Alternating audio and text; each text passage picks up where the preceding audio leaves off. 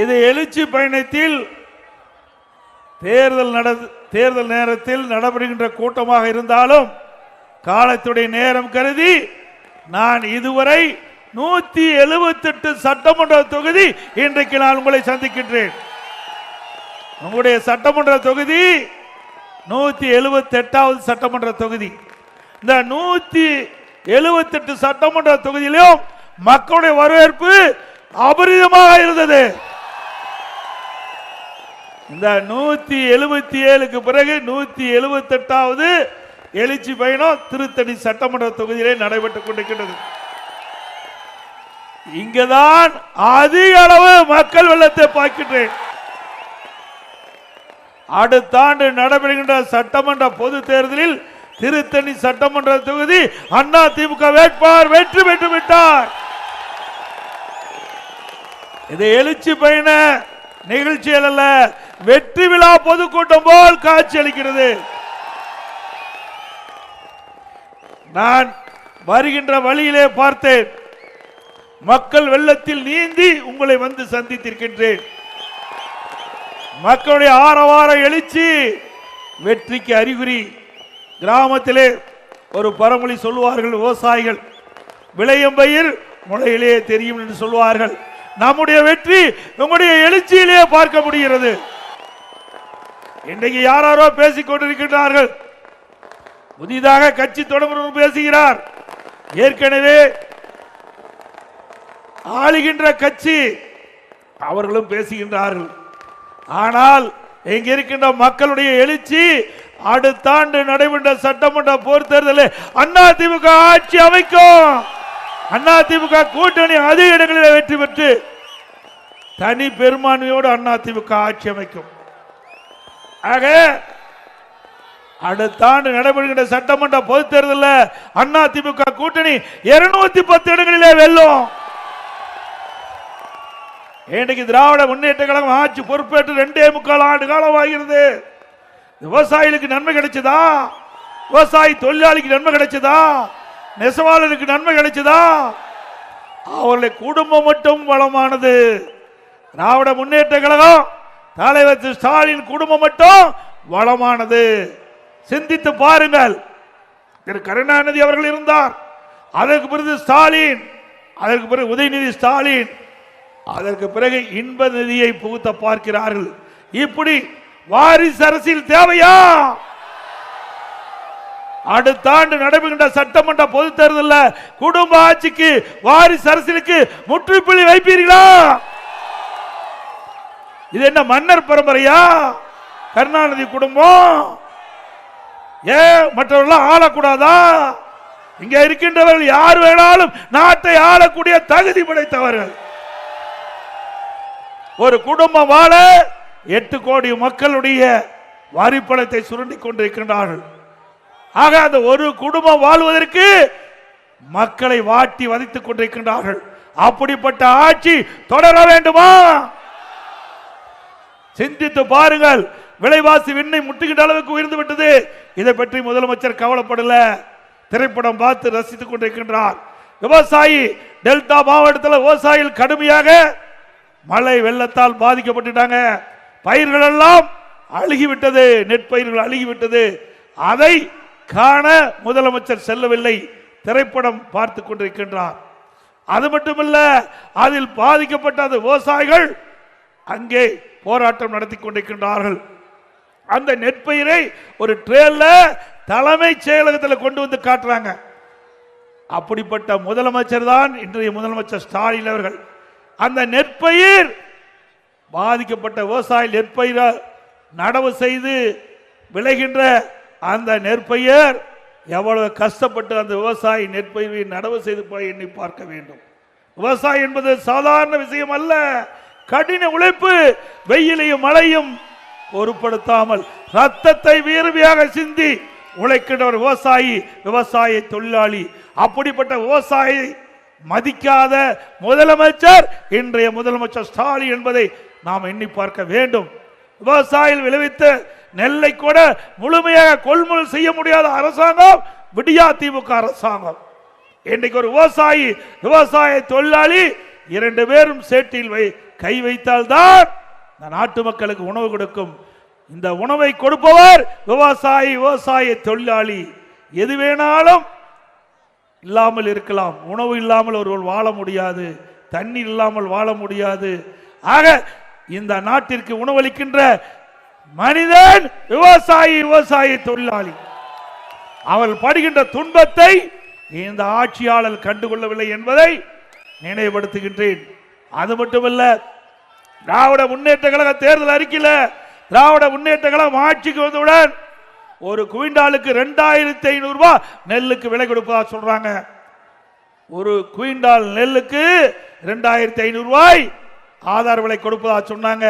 இதுவரைக்கும் கொடுக்கல. ஒரு டன் கரும்புக்கு ஆதார விலை 4000 ரூபாய் கொடுப்பதா சொன்னாங்க. கொடுத்தாங்களா? இப்படி விவசாயிகளை ஏமாற்றி வாக்குகளை பெற்று ஆட்சிக்கு வந்த பிறகு விவசாயிகளுக்கு துரோகம் செய்கின்ற அரசு திரு ஸ்டாலின் அரசு என்பதை நாம் எண்ணி பார்க்க வேண்டும். அது மட்டுமல்ல, விவசாயிகளுக்கு அதிமுக ஆட்சி இருக்கின்ற பொழுது 2 முறை அவள் தொடக்க வேளாண் கூட்டுறவு வங்கியிலே வாங்கிய பயிர்க்கடன் தள்ளுபடி செஞ்சோம். விவசாயிகளுக்கு 24 மணி நேரம் அவருடைய மின் மோட்டார் இயங்குவதற்கு தடையில்லா மின்சாரம் கொடுத்தோம், மும்முனை மின்சாரம் கொடுத்தோம். அதையும் நீங்க நிறுத்திட்டீங்க. ஆக விவசாயிகளுக்கு எந்த நன்மையும் செய்யாத ஒரே அரசாங்கம் திராவிட முன்னேற்ற கழக அரசாங்கம் என்பதை நாம் எண்ணி பார்க்க வேண்டும். அது மட்டுமல்ல, இன்னைக்கு பார்த்திருப்பீங்க, சட்ட ஒழுங்கு அடியோடு சீர்கட்டு விட்டது. எங்கே பார்த்தாலும் போதை ஆசாமிகள். அதனால கொலை, கொல்ல, திருட்டு, வழிப்பறிவு, பாலியல் வன்கொடுமை நடக்காத நாளே இல்லை.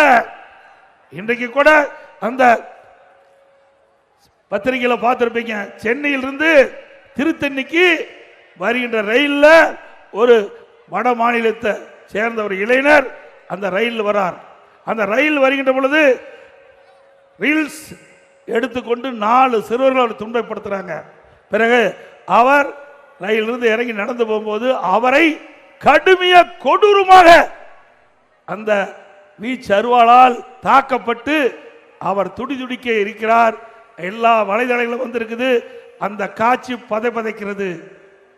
சிந்தித்து பாருங்கள். நாட்டு மக்களுக்கு பாதுகாப்பு இல்ல, சிறுமிக்கு பாதுகாப்பு இல்ல, பாட்டிமாருக்கு கூட பாதுகாப்பு இல்லாத ஒரே ஆட்சி அவள ஆட்சி, திமுக ஆட்சி. இன்றைக்கு திராவிட முன்னேற்ற கழகத்தை சேர்ந்த பெரும்பாலானோர் தான் இந்த போதை விற்பனைக்கு துணை நிற்பதாக இன்றைக்கு பரவலாக பேசப்படுகிறது.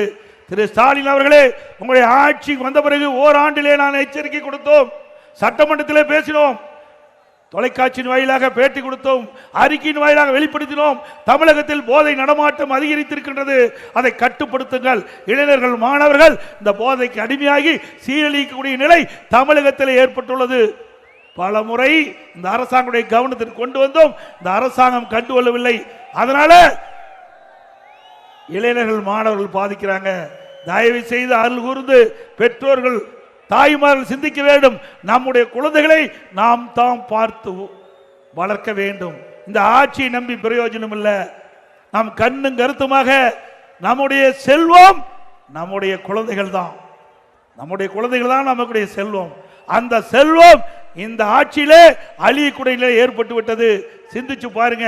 திருநெல்வேலியில ஒரு பள்ளிக்கூடத்தில் 9ஆம் வகுப்பு படிக்கின்ற மாணவி சரக்கு சாப்பிடுறாங்க. 9ஆம் வகுப்பு மாணவி, எல்லா தொலைக்காட்சியிலையும் பார்த்திருப்பீங்க, இன்றைக்கு மது அருந்துறாங்க. எவ்வளவு கேவலம்! 9ஆம் வகுப்பு படிக்கின்ற மாணவிகள் அந்த மது அருந்துறாங்கன்னு சொன்னா இந்த ஆட்சியில் எப்படி சட்ட ஒழுங்கு இருக்கின்றது என்பதை எண்ணி பார்க்க வேண்டும். மாணவருடைய நிலை எப்படி இருக்குது சிந்திச்சு பாருங்க. இளைஞருடைய நிலை எப்படி இருக்குது? நாம் இளைஞர்களை கண்ணும் கருத்துமாக பார்க்க வேண்டும் இந்த ஆட்சி இருக்கின்ற வரை. அதோட இன்றைய தினம் திரு ஸ்டாலினுடைய அரசாங்கம் ஏதோ திருடுறாங்க, வீட்டில் பணத்தை திருடுறாங்க, நகையை திருடுறாங்க. இப்போ உடம்பில் இருக்கிற நம் உடம்பில் இருக்கின்ற உள் உறுப்பு கிட்னி திருடுறாங்க. இந்த ஆட்சியில கிட்னி திருடுறாங்க. கேவலமான ஆட்சி. இன்னைக்கு பாத்தீங்கன்னா வறுமையில் வாடுகின்ற அந்த நபர்களை தேர்ந்தெடுத்து பணத்தாசை காட்டி அவள் இருக்கின்ற கிட்னியை முறைகேடாக இன்றைக்கு எடுக்கின்ற நிகழ்வு இந்த ஆட்சியில பார்க்கிறோம். அது யாரு? திமுக சட்டமன்ற உறுப்பினருடைய மருத்துவமனையில் இந்த நிகழ்வு ஏற்பட்டிருக்குது. அதற்கு இன்னும் இதற்கு உரிய நடவடிக்கை எடுக்கல. இந்த ஆட்சியில் தான் ஒரு குழு அமைக்கப்பட்டு அந்த மருத்துவமனையில் சோதனை செய்யப்பட்டு அதில் கிட்னி முறைகேடாக எடுக்கப்பட்டது என்று தெரிந்தும் இன்னும் நடவடிக்கை எடுக்கப்படவில்லை. அதிமுக ஆட்சிகளுடன் இதற்கு சட்ட ரீதியாக நடவடிக்கை எடுக்கப்படும். அதோட நீட் தேர்வு ரத்துன்னு சொன்னாங்க.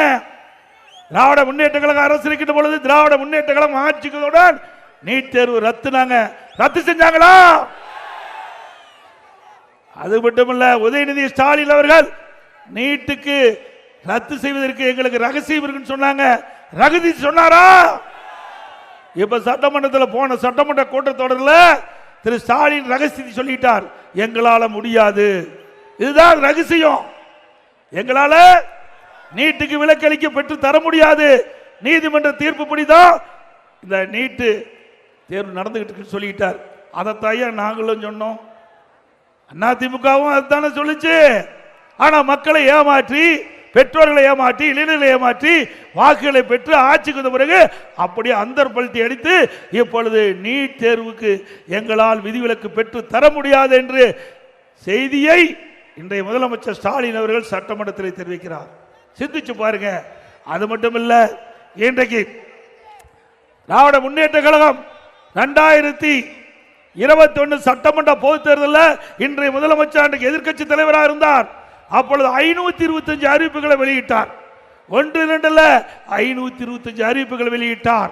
அந்த அறிவிப்புகள் நாளில் ஒரு பங்கு நிறைவேற்றவில்லை. நாளில் ஒரு பங்கு திட்டம் கூட, அந்த அறிவிப்பு கூட நிறைவேற்றப்படவில்லை. அத்தனையும் பச்சை பொய். திரு முதலமைச்சர் இருந்து அவள் சக அமைச்சர் வரை, திமுக நிர்வாகி வரை 95% அறிவிப்புகள் நிறைவேற்றப்பட்டது என்று பச்சை பொய்ய இன்றைய முதலமைச்சர் சொல்லிக் கொண்டிருக்கிறார். திரு ஸ்டாலின் அவர்களே, இது கிராம சூழ்ந்த பகுதி. 100 நாள் வேலை திட்டம் உங்களுடைய தேர்தல் அறிக்கையில் 150 நாள் உயர்த்தப்பட்டீங்க. உயர்த்தினாங்களா? இன்றைக்கு அதிமுக ஆட்சியில் இருந்தாலும் இல்லாவிட்டாலும் பிரதான எதிர்க்கட்சியாக இருந்தாலும் தொடர்ந்து மத்திய அரசை வலியுறுத்தியது. அந்த 100 நாள் வேலை திட்டத்தை 150 நாளாக உயர்த்த வேண்டும் என்று போராடினோம். தொடர்ந்து மத்திய அரசுக்கு அழுத்தம் கொடுத்தோம். நம்முடைய கோரிக்கையை ஏற்று 100 நாள் வேலை திட்டத்தை 125 நாளாக மத்திய அரசு உயர்த்திருக்கின்றது. அது பொறுத்துக் கொள்ள முடியாத திரு ஸ்டாலின் அவர்கள் இந்த திட்டம் ரத்து செய்யப்படும் என்ற ஒரு பொய்யான அவதூறு செய்தியை பரப்பி வருகிறார். திரு ஸ்டாலின் அவர்களே, உங்களால் அந்த 100 நாள் வேலை திட்டத்திற்கு பணிபுரிகின்றவர்களுக்கு 150 நாள் உயர்த்த முடியவில்லை. ஆனால் அதிமுக எதிர்க்கட்சியாக இருந்தாலும் நாங்கள் அதை நிறைவேற்றி காட்டினோம். இந்த 100 நாள் வேலை திட்டம் 125 நாளாக உயர்த்தப்பட்டிருக்குது. 100% இது தொடர்ந்து இந்த திட்டம் நிறைவேறும். அது மட்டுமல்ல, 125 நாட்கள் அதிமுக ஆட்சிக்கு வந்த பிறகு 150 நாளாக உயர்த்தப்படும். அதோட இன்னைக்கு உரிமை தொகை கொடுத்து விட்டோம் என்று எப்பொழுது பார்த்தாலும் முதலமைச்சர் பெருமையாக பேசுகிறார். திராவிட முன்னேற்ற கழகம் தேர்தல் நேரத்தில் சொன்னாங்க, ஆட்சிக்கு வந்தவுடன் அந்த ஏழை மக்கள் குடும்ப தலைவிக்கு உரிமை தொகை 1000 ரூபாய் கொடுப்பதா சொன்னாங்க. கொடுத்தாங்களா? உடனே கொடுக்கல. 28 மாதம் நாங்கள் போராடணும். பிரதான எதிர்க்கட்சி தலைவர் என்ற முறையில் தொடர்ந்து முதலமைச்சரை கேள்வி கேட்டோம். நீங்க கொடுக்கப்பட்ட வாக்குறுதி ஆட்சிக்கு வந்தவுடன் குடும்ப தலைவிக்கு மாதந்தோறும் 1000 ரூபாய் வழங்குவதாக சொன்னீங்க, ஏன் இதுவரைக்கும் கொடுக்கல? நாங்க பேசணும், எங்களுடைய சட்டமன்ற உறுப்பினர் பேசினாங்க, பொதுக்கூட்டத்தில் பேசணும், அறிக்கை வெளியிட்டோம். வேற வழி இல்லாம 28 மாதம் கழிச்சு அதிமுக கொடுக்கப்பட்ட அழுத்தத்தின் காரணமாக தான் மாதந்தோறும் 1000 ரூபாய் நம்முடைய குடும்ப தலைவிக்கு கிடைத்திட்டு இருக்குது. இப்பொழுது 17 லட்சம் பேருக்கு விதிகளை தளர்த்தி இன்றைக்கு கொடுப்பதாக அறிவிச்சிருக்கிறாங்க. நிபந்தனையை தளர்த்தி 17 லட்சம் பேருக்கு இந்த உரிமை தொகை கொடுப்பதாக அறிவிச்சிருக்கிறாங்க. ஏன் அப்பொழுது இந்த நிபந்தனையை தளர்த்தி கொடுத்திருக்கலாம்ல? இன்னும் 5 மாசம் தான் இருக்குது. அதனால அவருடைய ஓட்டு தேவை. மக்களுடைய செல்வாக்கை இழந்து விட்டார் திரு ஸ்டாலின் அவர்கள். அதனால வேற வழி இல்லாம 17 லட்சம் பேருக்கு நிபந்தனை தளர்த்தி மாதந்தோறும் 1000 ரூபாய் கொடுப்பதாக அறிவிச்சிருக்கிறாங்க. இன்னும் 5 மாசம் தான் இவர்கள் கொடுக்கிறாங்க.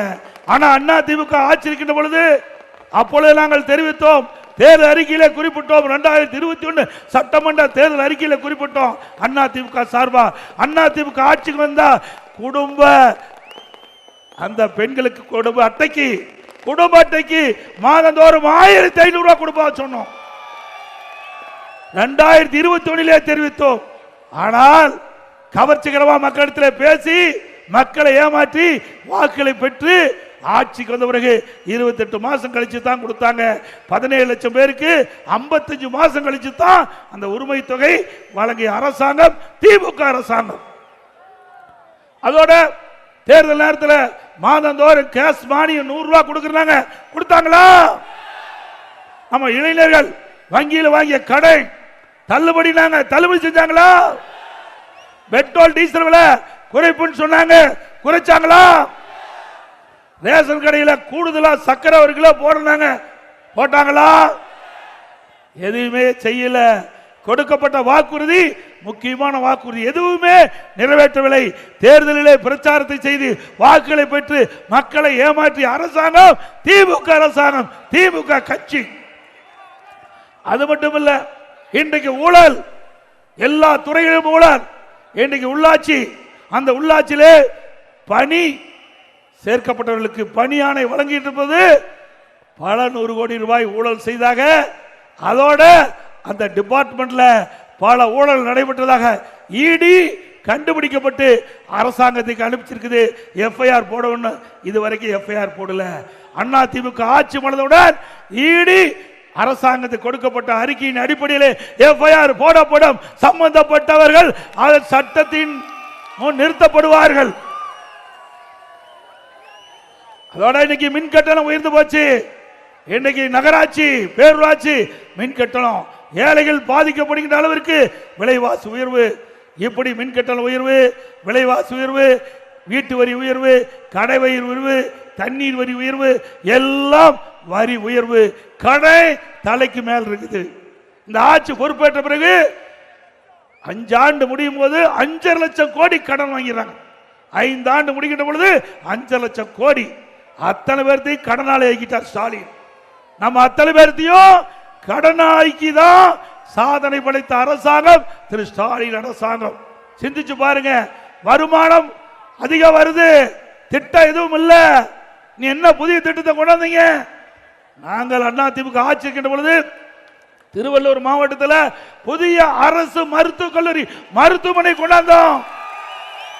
400 கோடி பிரம்மாண்டமான மருத்துவக் கல்லூரி மருத்துவமனை. இங்க இருக்கிற ஏழை எளிய மக்களுக்கு ஒரு தரமான உயர்தக அறுவை சிகிச்சை செய்யக்கூடிய அளவிற்கு அற்புதமான மருத்துவமனையை நாங்கள் கொடுத்திருக்கிறோம். இது அண்ணா திமுக சாதனை. உங்களுடைய ஆட்சியில் இப்படி ஒரு சாதனையாவது உங்களால் சொல்ல முடியுமா? கிடையாது. அதோட நம்முடைய கிராமப்புறம் இருக்கின்ற அரசு பள்ளி படிக்கின்ற மாணவ செல்வங்கள் இன்றைக்கு அவர்கள் கனவு மருத்துவராக வேண்டும் என்று. ஆனா நீட் தேர்வுல 2014, 18, 17, 18ஆம் ஆண்டு வெறும் 9 பேர் தான் அந்த மருத்துவக் கல்விக்கு இடம் கிடைச்சது. நானும் அரசு பள்ளியிலே படித்தவன், கிராமத்திலிருந்து பிறந்து வளர்ந்தவன், விவசாய குடும்பத்தை சேர்ந்தவன். அதனால ஏழையுடைய கஷ்டத்தை புரிந்தவன். அந்த மக்களோடு வாழ்ந்து மக்களுக்கு என்ன பிரச்சனை என்று உணர்ந்த காரணத்தினாலே அந்த அரசு பள்ளியை படிக்கிற மாணவர்கள் 41% பேர், சுமார் 3,81,000 பேர் அரசு பள்ளியிலே படித்துக் கொண்டிருக்கின்றார்கள். அவர்கள் வெறும் 9 பேர் தான் அந்த நீட் தேர்வில் பேச பாஸ் பண்ணாங்க. 2014, 18ல 3146 இடம். அந்த 3146 மருத்துவக் கல்வி இடத்துல வெறும் 9 பேருக்கு தான் இந்த அரசு பள்ளியிலே படித்த மாணவர்களுக்கு இடம் கிடைச்சது. அதனால 7.5% உள்ளிடஒதுக்கீடை கொண்டு வந்து சட்டம் இயற்றப்பட்டு அமுல்படுத்தப்பட்டு இன்றைய தினம் 3000 பேர் அரசு பள்ளியை படிக்கின்ற ஏழை எளிய குடும்பத்தை சேர்ந்த விவசாயி தொழிலாளி, ஏழை தொழிலாளி, நடுத்தர குடும்பத்தை சேர்ந்த மாணவ மாணவி இன்றைக்கு மருத்துவக் கல்விக்கு இடம் கிடைச்சி மருத்துவக் கல்வி பயின்று இருக்காங்க. இந்த மருத்துவக் கல்வி இடம் கிடைச்சாலும் அவர் ஏழை குடும்பத்தை சேர்ந்தவர்களா இருந்த காரணத்தால அந்த மருத்துவக் கல்வி கட்டணம் கட்ட முடியல. அதனால அண்ணா திமுக அரசு இருக்கின்ற பொழுது அந்த இடம் தேர்வு செய்யப்பட்டவர்களுக்கு அரசாங்கமே அந்த மருத்துவக் கல்வி கட்டணத்தை செலுத்தும் என்று உத்தரவு போட்டு ₹1 செலவு இல்லாம அரசு பள்ளியில் படிக்கின்ற மாணவர்களுக்கு இந்த 7.5 உள் இடஒதுக்கீட்டின் மூலமாக இன்றைக்கு சேர்ந்து படித்துக் கொண்டிருக்கின்ற நிலை அதிமுக ஆட்சியிலே பார்க்க முடியும். அதோட கிராமத்திலிருந்து நகரம் வரை ஏழை மக்கள் அதிகமாக வசிக்கிற பகுதி கிட்டத்தட்ட 10 கிலோமீட்டர் 15 கிலோமீட்டர் நகரத்துக்கு சென்றால்தான் மருத்துவ வசதி கிடைக்கும். அப்படி கிராம பகுதியில் இருக்கின்ற மக்களுக்கு, அந்த ஏழை மக்களுக்கு அந்த பகுதியிலேயே சிகிச்சை அளிக்கக்கூடிய அற்புதமான திட்டம் அம்மா மினி கிளினிக் திட்டம். சுமார் 2000 அம்மா மினி கிளினிக் கொண்டு வந்தோம். அந்த ஏழை மக்கள் அதிகமாக வசிக்கின்ற பகுதியில் அந்த அம்மா மினி கிளினிக்கை திறந்து அங்கே ஒரு எம்பிபிஎஸ் டாக்டர், ஒரு செவிலியர், மருத்துவ உதவியாளர் நியமிக்கப்பட்டு அந்த பகுதி மக்களுக்கு உயர்தர சிகிச்சை அளித்தோம். அது பொறுத்துக் கொள்ள முடியாது. திரு ஸ்டாலின் அவர்கள் அந்த திட்டத்தை ரத்து செஞ்சார். திரு ஸ்டாலின் அவர்களே, மீண்டும் அதிமுக ஆட்சி மலரும். இந்த ஏழை மக்களுக்கு கிராமத்திலிருந்து நகரம் வரை ஏழை மக்கள் வசிக்கின்ற பகுதியிலே 4000 அம்மா மினி கிளினிக் திறக்கப்படும். தாலிக்கு தங்கம் இந்த ஆட்சியில் நிறுத்தப்பட்டுட்டாங்க. திருமண உதவி திட்டம் நிறுத்தப்பட்டு விட்டது. மீண்டும் அதிமுக ஆட்சியில் திருமண உதவி திட்டம் தொடரும். இந்த திட்டத்தின் வாயிலாக மணப்பெண்ணுக்கு பட்டு சேலை, மணமகனுக்கு பட்டு வேஷ்டி வழங்கப்படும். ஒவ்வொரு தீபாவளி என்றும் நம்முடைய தாய்மார்களுக்கும் சகோதரிகளுக்கும் தரமான புடவை சேலை வழங்கப்படும். அதே போல இன்னைக்கு அதிமுக ஆட்சிக்கு கொரோனா காலம் 11 மாசம் மக்களுக்கு வேலை இல்லை. அப்படிப்பட்ட காலகட்டத்தில் கூட ஆல் பாஸ் போட்டு கொடுத்தோம். எல்லா மாணவர்களுக்கும் ஆல் பாஸ் போட்டு கொடுத்தோம். இது அதிமுக ஆட்சியுடைய சாதனை. அது மட்டுமல்ல, இன்றைக்கு இந்த கிராமத்திலிருந்து நகரம் வரை ஏழை மக்களுக்கு வீடு இல்லாமலுக்கு அதிமுக அரசு பிரமாண்டமான கான்கிரீட் வீடு கட்டி கொடுக்கப்படும். பட்டியலின மக்களுக்கு, ஏழை மக்களுக்கு அற்புதமான கான்கிரீட் வீடு கட்டி கொடுக்கப்படும். கைத்தறி நெசவாளர்களுக்கு அதிமுக ஆட்சியில் அற்புதமான கான்கிரீட் வீடு கட்டி கொடுக்கப்படும். அதோட இந்த பகுதியில் 4000 நகரத்தில் இருக்கின்ற 4000 குடும்பங்களுக்கு பட்டா இல்லை என்று குறிப்பிட்டார்கள். அதிமுக ஆட்சி மலர்ந்தவுடனே நத்தம் புறம்போக்கில் வசிக்கின்ற அந்த மக்களுக்கு 4000 குடும்பங்களுக்கு பட்டா வழங்கப்படும்.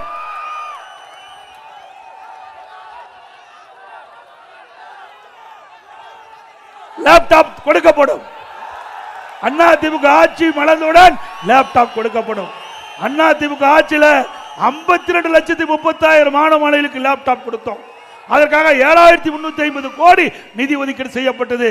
இந்த விடியா திமுக ஆட்சி பொறுப்பேற்ற பிறகு இந்த மாணவனுடைய நலன் கருதி இந்த திட்டத்தை தொடரவில்லை. வேண்டுமென்றே திட்டமிட்டு அதிமுக ஆட்சியில் கொண்டு வரப்பட்ட திட்டம் என்ற ஒரே காரணத்திற்காக அந்த மக்களுக்கு, அந்த மாணவர்களுக்கு கிடைக்கப்பட்ட அற்புதமான திட்டத்தை இந்த அரசு நிறுத்தியது. இப்பொழுது கொடுப்பதாக அறிவிச்சிருக்கிறாங்க. அது நடைமுறைக்கு வருமா என்று தெரியவில்லை. கொடுத்தால் நன்றி, இல்லாவிட்டால் மீண்டும் அதிமுக ஆட்சி மலரும். லேப்டாப் திட்டம் மாணவர்களுக்கு கொடுக்கப்படும்.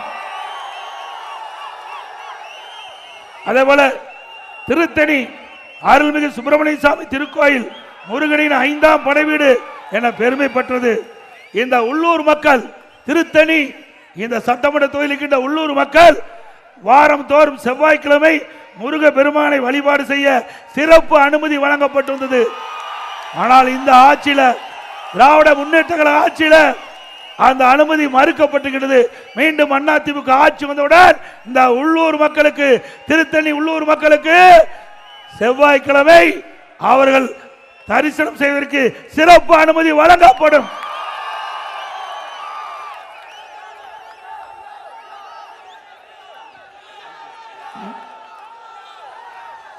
அதே போல அதிமுக ஆட்சி இருக்கின்ற பொழுது, நான் முதலமைச்சர் இருக்கும் போதுதான் தைப்பூசத்திற்கு விடுமுறை விட்டோம்.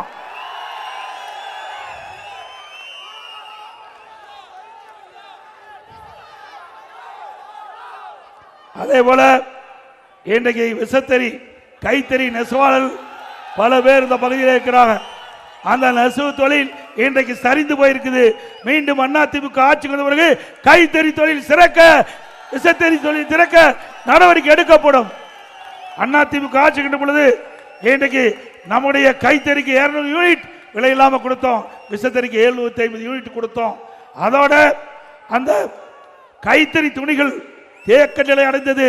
என்னிடத்திலே கைத்தறி நெசவாளர்கள் பெருமக்கள் என்னை சந்தித்து கோரிக்கை வைத்தார்கள். கைத்தறி துணி தேங்கி விட்டது, அதற்கு ரிபேட் கொடுக்க வேண்டும் சொன்னாங்க. 350 கோடி அதிமுக அரசு கொடுத்து நெசவாளரை வாழ வைத்த அரசாங்கம் அதிமுக அரசாங்கம். நெசவாளருக்கு பசு வீடு கட்டி கொடுத்தது அதிமுக ஆட்சி என்பதை இந்த நேரத்தில் தெரிவித்து அனைவருக்கும் இனிய ஆங்கில புத்தாண்டு நல்வாழ்த்துக்கள். அனைத்து மக்களுக்கும் தைப்பொங்கல் நல்வாழ்த்துக்கள். இந்த கூட்டம் சீரோடும் சிறப்போடும் எழுச்சியோடும் நடைபெறுவதற்கு உறுதியாக இருந்த அறிவிச்சார் ஹரி அவர்களுக்கும் ரமணா அவர்களுக்கும் அவருடன் இந்து பண்ணிட்டு ஒன்றிய நகர பேரூர் கழக உடப்புறங்களுக்கு கூட்டணி கட்சி சேர்ந்த தலைவர்களுக்கும் நன்றியை தெரிவித்து மக்களை காப்போம், தமிழகத்தை மீட்போம், மக்களை தமிழகத்தை மக்களை தமிழகத்தை மக்களை தமிழகத்தை ஸ்டாலின் ஃபெயிலியர் மாடல் அரசு. Bye bye Stalin. நன்றி, வணக்கம்.